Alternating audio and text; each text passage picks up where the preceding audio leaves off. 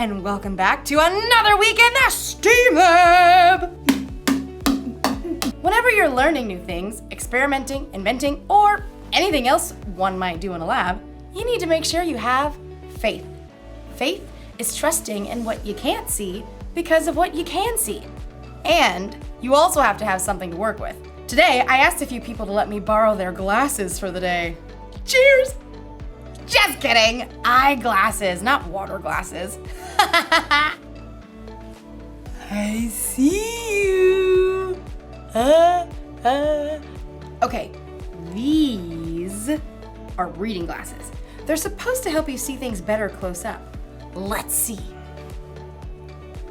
Oh, wow. Yep, they really work. I see things a lot more clearly. It's like focused, blurry. Focus, blurry. But look what happens when I put on these glasses. They're for someone who is really farsighted. Whoa! I can't see anything. I can't see anything. It's like blurry. Focus. Blurry. Focused. Isn't that wild? There are a lot of different kinds of glasses. And the reason is because there are a lot of different kinds of people. Not everyone sees the same way. And today's story is about when a guy named Paul met some people who saw things a little bit differently than he did. Go see for yourself. You see what I did there? Okay.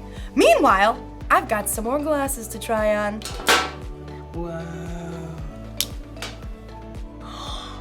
These are X-ray glasses. I can see my bones! Just kidding. Seriously though, when did I get that freckle? The Bible. It's 66 books of history, stories, letters, and poetry that fit together to form God's one big story. The epic adventure of how He created us and loves us so much that He made a way to rescue us.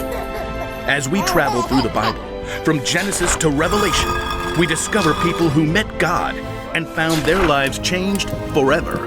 Now, for an amazing story, inspired by the book of Acts, chapter 17, verses 16 through 34. Wherever Paul went, he boldly preached the good news of Jesus. This Jesus I'm telling you about is the Messiah. Many Jews and Greeks believed in Jesus, but in nearly every town, a group of Jews would gather to oppose Paul. He and his companions were forced out of Thessalonica, and then later that same group of Jews followed to run Paul out of Berea. Eventually, the believers helped Paul escape to the coast, where he could travel by boat to Athens. Tell Silas and Timothy to join me as soon as they can. Once Paul reached Athens, he walked the streets of the ancient city, disturbed by what he saw. Carved and molded statues everywhere. Statues of their gods. The people really believe false gods can help them. In fact, the Athenians believed in around 30,000 false gods. Yeah, they believed these gods were in charge of everything from sports to sleep to doors and cleanliness. A god of grapes. Okay. While Paul waited for his friends, he visited the Jewish synagogue to tell Jews and Greeks alike about Jesus. And in the marketplace, he spoke to anybody who would listen. You have to hear about Jesus. He was killed, but he came back to life. Paul's words stirred up a group of Athenian thinkers. These men felt that they could achieve perfection through knowledge and wisdom. Can you explain what this fellow is chattering about? He seems to be telling us about gods we've never heard of. We shall take this Paul to a meeting of the Areopagus. There, we shall reason it out. Set high on an outcropping of rock, the Areopagus was the high court of Athens. And from this viewpoint, Paul could see all of Athens spread out below him. Closer at hand, the gathered Epicureans and Stoics studied Paul. What is this new teaching you're giving us? You have some strange ideas we've never heard before.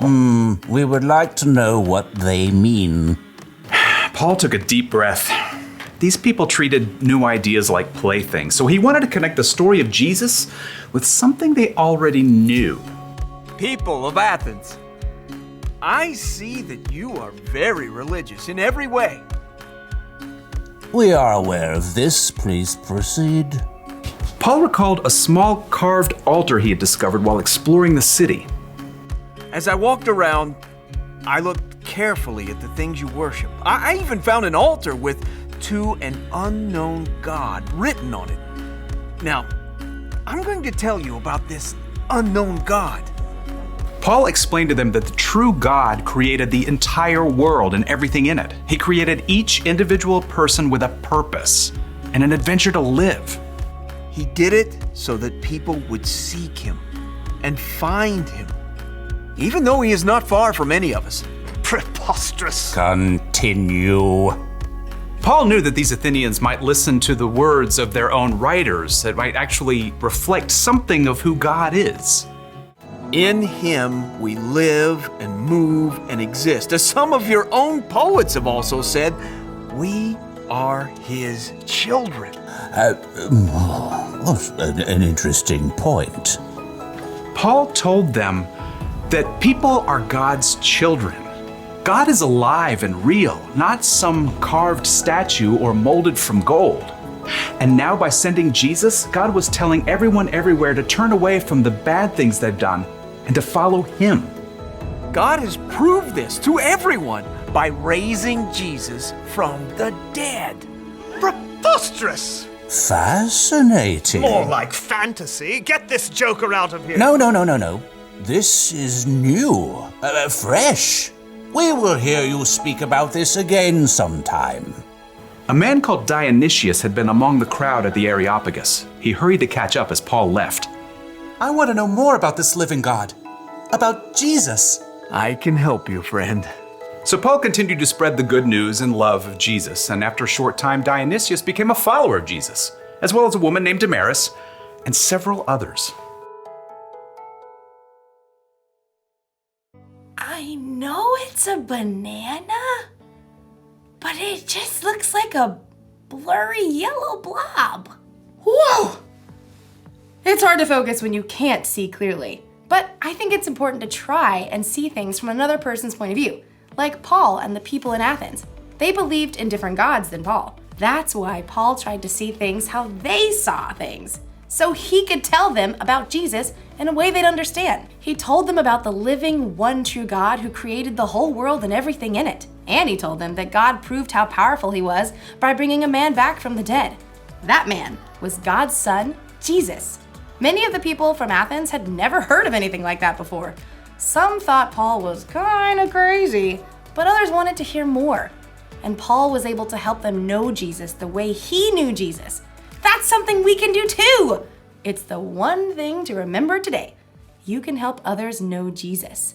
That can be easy if you're talking to someone who sees things the same way you do.